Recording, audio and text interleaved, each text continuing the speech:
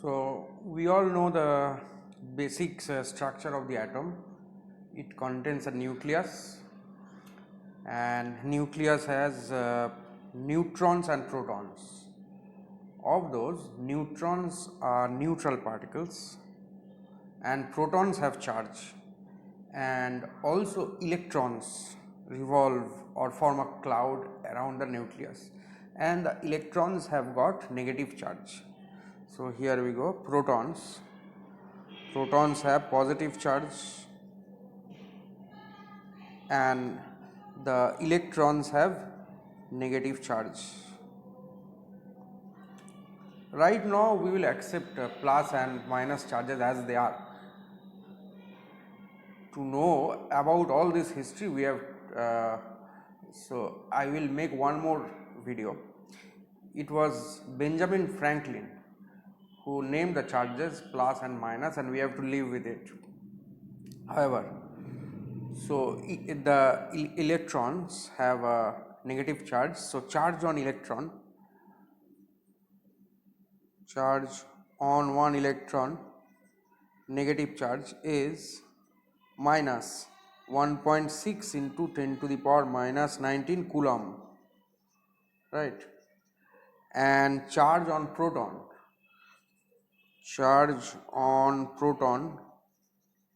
is only plus of this, plus 1.6 into 10 to the power minus 19 Coulomb, right?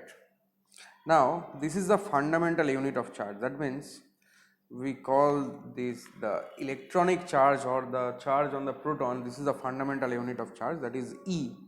We can write 1.6 into 10 to the power minus 19 Coulomb, C. Okay.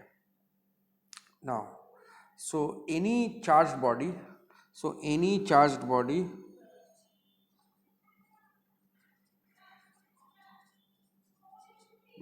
either it has plus or minus charges, so has total charge Q equal to plus minus n into E. So n is the integer,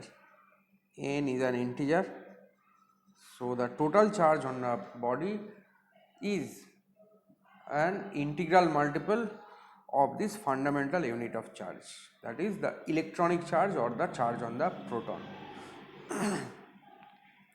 Okay, so this principle is known as the principle of quantization of charge. Quantization means discretization. That means it is not a continuous sort of function, it is integral multiple of this small e, but although small e is a very less quantity. Okay. Now, so electrostatic forces are the forces between the charged bodies or charged particles. Now in nature fundamentally you have two types of charges, plus charge and minus charge. Now there is a law for that, Coulomb's law. For the force between point charges. See, a similar law we have learned in gravitation, that is the Newton's law of gravitation, which is the gravitational force between point masses. Now for extended bodies, can we apply Newton's law of gravitation? Yes, we can apply, but that we have to apply integration point to point like that, and here also we have to do the same thing. Now between point charges, say Q1 and Q2, so it's like this, Q1, Q2 separated by a distance r. Now if they are like charges they will repel, and if unlike charges they will attract. So right here you have these like charges Q1 and Q2, point charges separated by a distance r. As per Coulomb's law, the force is proportional to the product of the charges and inversely proportional to the square of the distance between the charges. So it is similar to Newton's law of gravitation. It is also known as inverse square law. Okay, So here we have a constant. Now this constant is 1 by 4 pi epsilon naught q1 q2 by r square.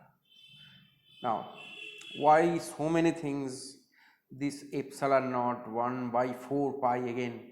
So that has got historical significance. We will talk about that later.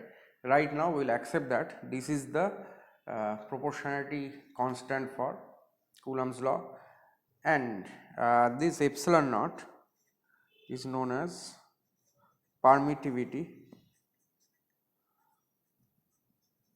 of free space.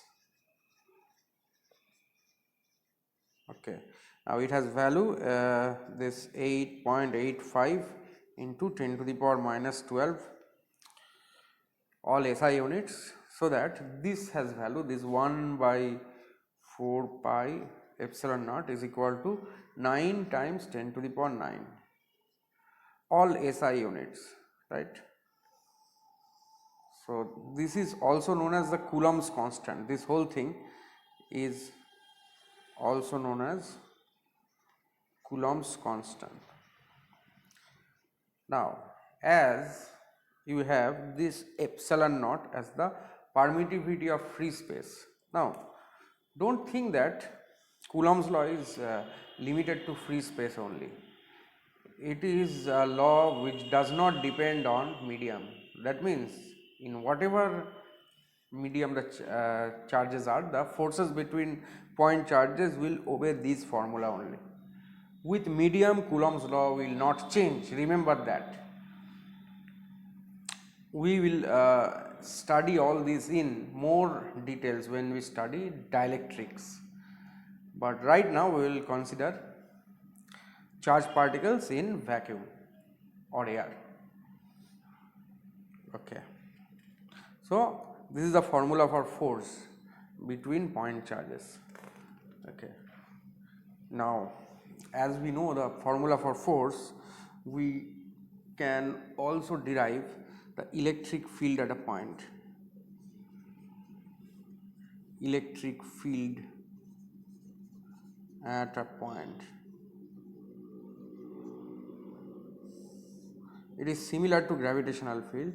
So E is the electric force on unit positive charge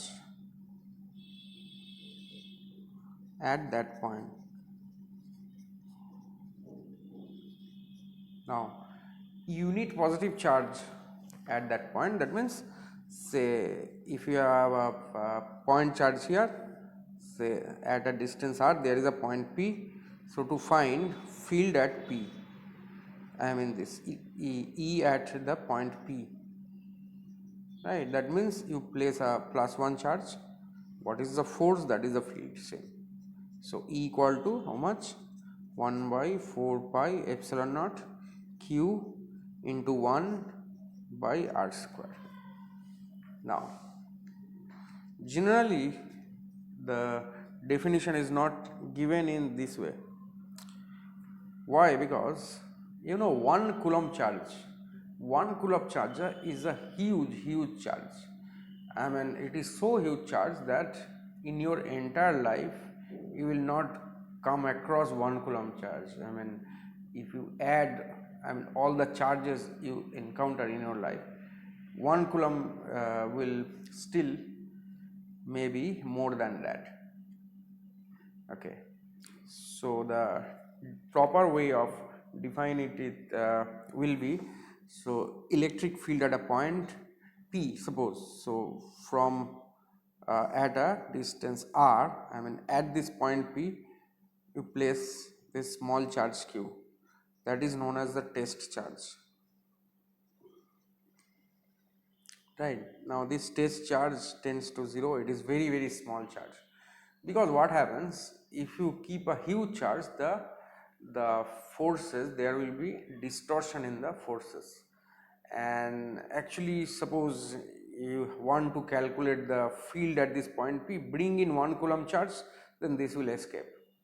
So what is the use of calculating field at all? So keep it a test charge, q tends to 0, and calculate the force on the test charge F. So F, put a vector sign on it. F is force on test charge Q at point P. Then the field at P is given by E equal to F divided by the test charge, limiting value that Q tends to 0. This is how the electric field at point P is defined in the proper way, but you get the same result, right? Now next we'll go into calculating the electric field at various points, calculation of electric field. Okay, by the way, say there is a charge Q, suppose a charge minus Q at this point, and at a distance R there is a point P. To find the field at this point P, to find the field at this point P, suppose you place this +1 charge at all actually, so it's hypothetical. So for calculation purpose you can think of placing a +1 charge here, so there will be attractive force. So the field, the magnitude of the field is this 1 by 4 by epsilon naught q by r square. So the direction will change, right? Okay, next we'll do some calculation, calculating electric field.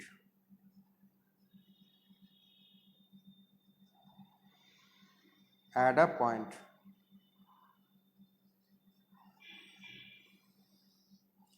let's start with the easy ones.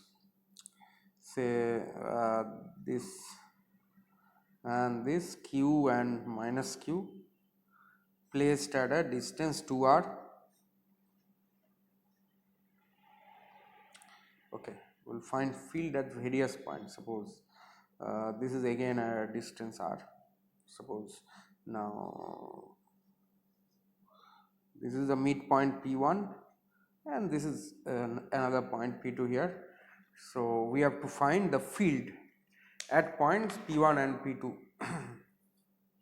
Okay, so find field at P1 and P2. Okay, so for P1, if you place a +1 charge here, so this Q will repel with a force. Now this 1 by 4 pi epsilon naught, instead of writing again and again, we will write it as small k. Small k is Coulomb's constant.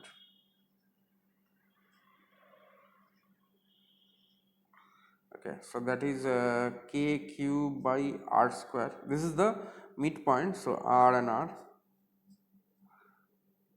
Achha, kq by r square, and this minus q will also attract. So this is kq by r square. So at P1 field, say name it E1 equal to twice kq by r square to the right. Okay. Now let us calculate the field at point P2. So this q charge will repel with a force, how much? Kq by this total distance is 3r, so 9r square. Now this q will attract, this minus q will attract if you keep a +1 charge here with a force kq by r square. So at P2 field E2 is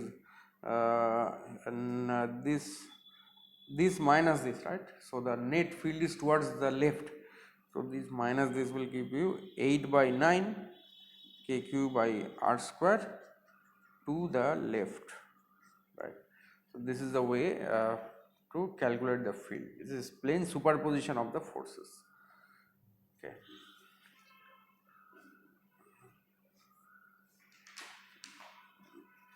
Next, problem number 2.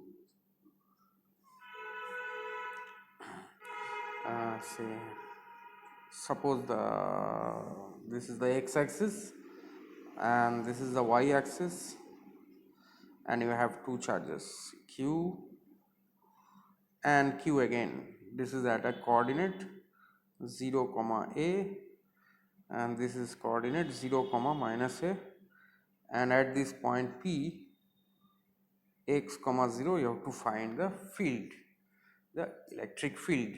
Now for calculating electric field, first we can think of placing a +1 charge here, and here it is.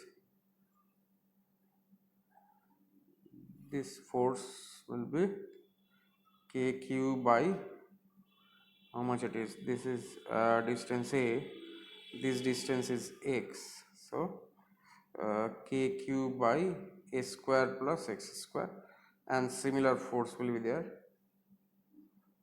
kq by a square plus x square, and the cos components will add, right, this theta, this is also cos theta, so the sine components will cancel, these two components will cancel, so the net field is equal to twice kq by a square plus x square multiplied by cos theta.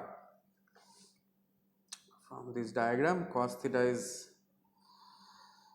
x by root over of a square plus x square, that is 2 kqx divided by a square plus x square to the power 3 by 2.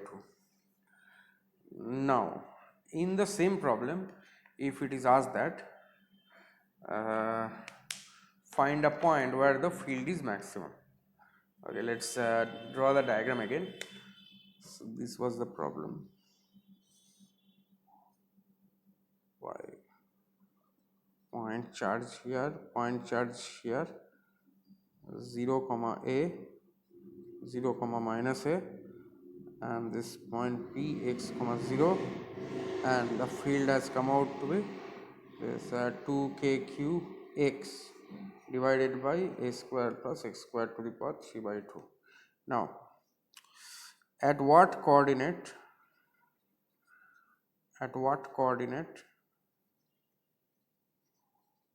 x is the field maximum?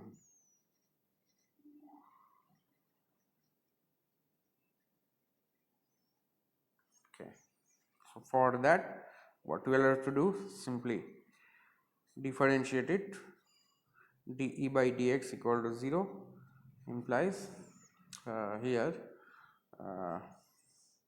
so it's a square plus x square to the power 3 by 2, then dx by dx minus x into this will be 3 by 2 a square plus x square to the power 3 by 2 minus 1 means half, right, into 2x equal to 0. We are concerned with the numerator only, right, denominator doesn't matter, it will be square of this term.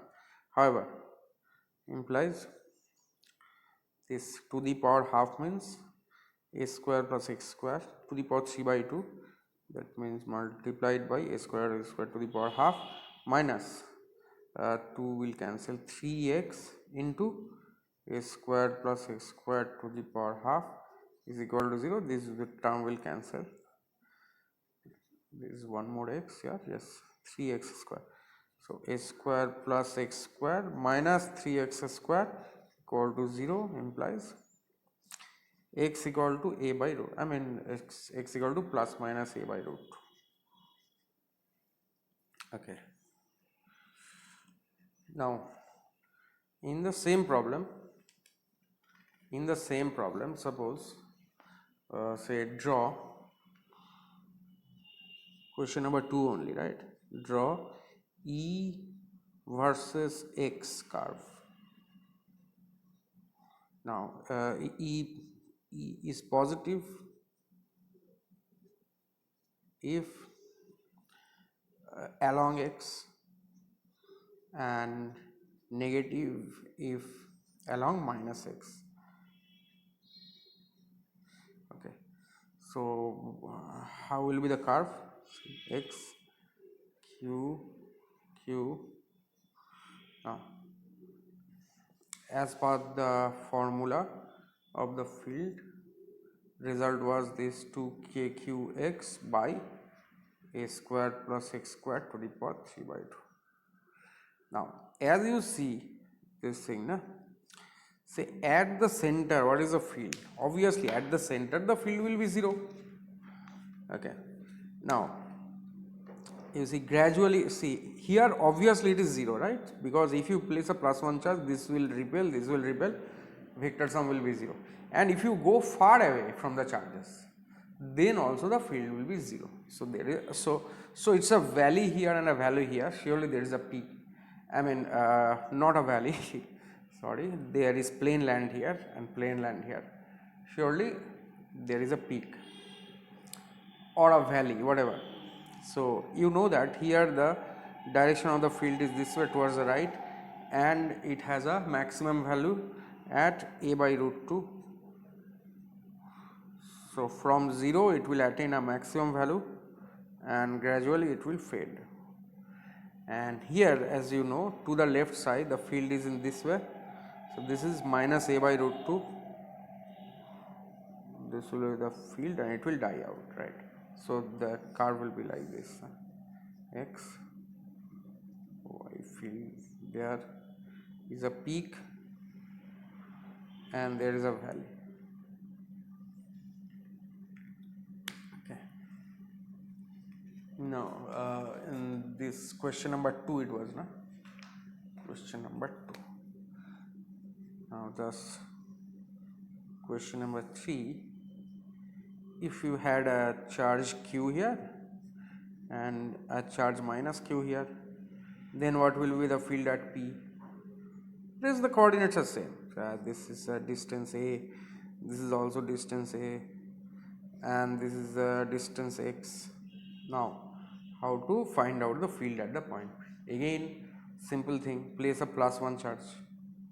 Now here the field will be this, right, kq by a square plus x square. Now here the field will be this way, right, kq by a square plus x square, this is theta. Now here you know these components will add up and these cos components will cancel, right, and so it will be sin theta. So net field is twice kq by a square plus x square sine of theta, that is kq by a square plus x square sin theta means a by root over of a square plus x square. So is 2kqa divided by a square plus x square to the power 3 by 2.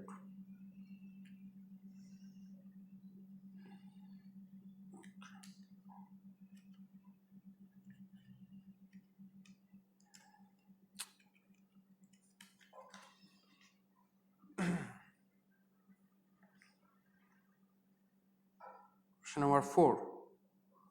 Question number 4, let's do this problem. This we have done in gravitation still again.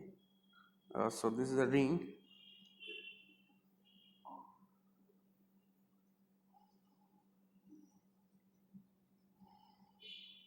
A ring and dotted lines with sketch pen. Okay.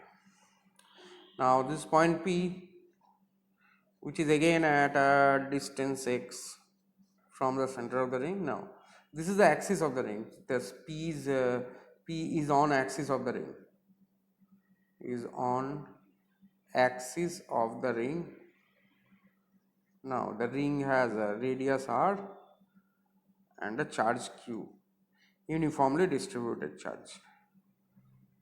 Now to find the field at point, so for this what you have to do, consider this a small charge dq here, small charge dq, this will be the field how much, k dq by r square plus x square. Now obviously you will get the resultant field in the direction of the axis. So all these will add up, right? So that's k dq.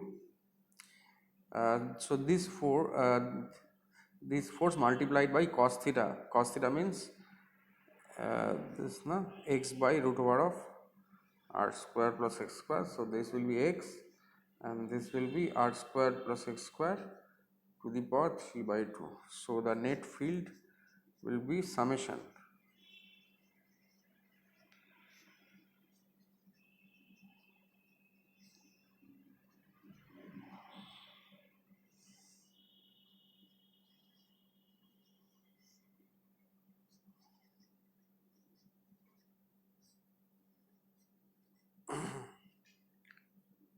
Okay. Now next problem. So, suppose there is line charge. Say there is a line charge like this.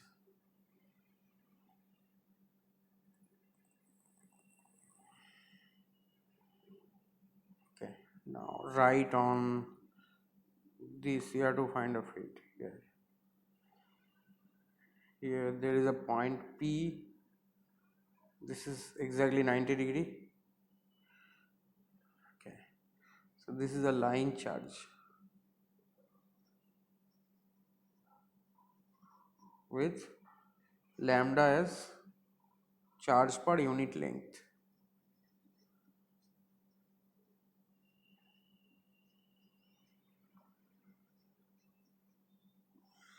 Yes, you have to find the field at P. Now these all are given. This distance is given as